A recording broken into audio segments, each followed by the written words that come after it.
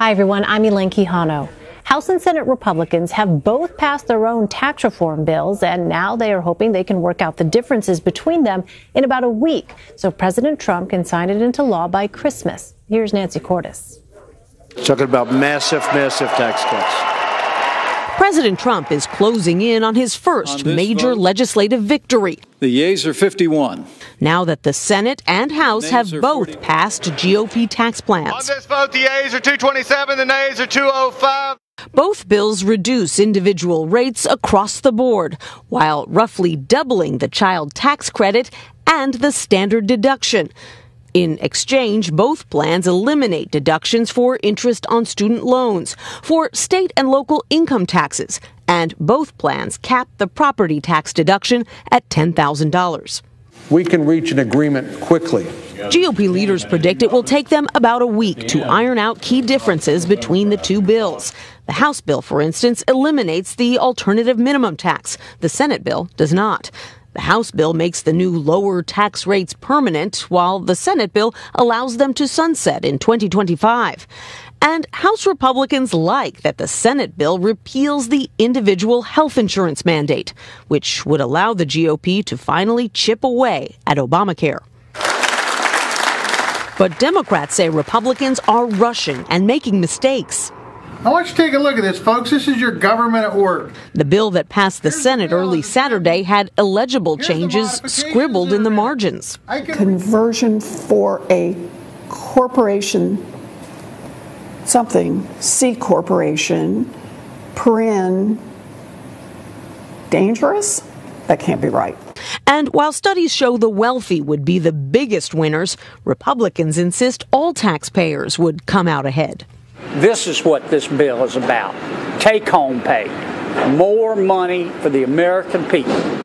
Republicans do not have the luxury of focusing just on taxes. Government spending is set to run out at the end of this week, raising the specter of a shutdown, Elaine, unless the two parties can work out even a short-term deal over domestic and military spending.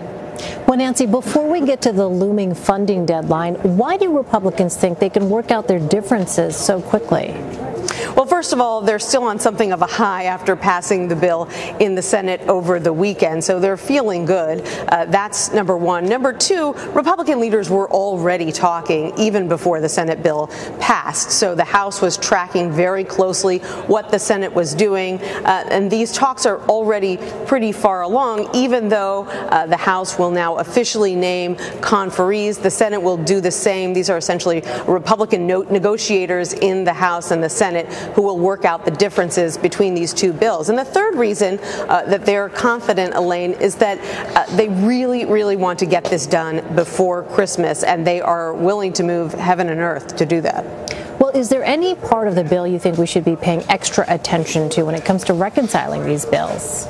I think it will be interesting to see if anything changes when it comes to that state and local tax deduction, or SALT as it's often referred to. This is something that made some Republicans a little uncomfortable even as they passed the bill, particularly some House Republicans who said, you know, I'm going to go along with this bill. I'm all for tax cuts, but I'm really worried about what this is going to mean for people in high tax states. So it'll be interesting to see if there's a little more cushion worked into that bill now that the House and the Senate bills are being melded, at the very least to insulate Republicans from the Democratic accusation that the middle class will end up worse off rather than better off in the long term. And then sort of congruent to that, whether they'll have to increase the corporate tax rate back up just a point or two to maybe 21 or 22%, still down from 35%, in order to pay to create a little bit more of a cushion for the middle class. Meantime, Nancy, we know Democrats Chuck Schumer and Nancy Pelosi say that they have accepted President Trump's invitation to meet with him and Republican leaders on Thursday. Government funding is set to expire Friday. Are lawmakers preparing at all for a shutdown? You know, what we're hearing right now from Republican leaders in particular is no shutdown is going to happen. Senate Majority Leader Mitch McConnell prides himself on keeping the trains running on time. That is the last distraction that they need right now as they are closing in on a victory on tax reform. And so even if they can cut some kind of deal that just keeps the government funded for another 2 weeks, they will do that.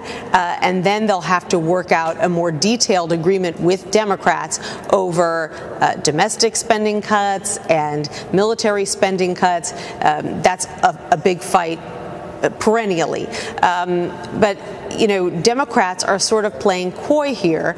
They feel that one of the only pieces of leverage they have is this government funding bill, because it has to get passed, and often a handful of Republicans, conservatives, vote no because they would like to see drastic cuts in domestic spending. And so Democrats see an opening. They're not out and out threatening a government shutdown, but they are looking for ways to make it difficult for Republicans if they don't get what they want. All right. Nancy Cordes on Capitol Hill for us. Nancy, thank you.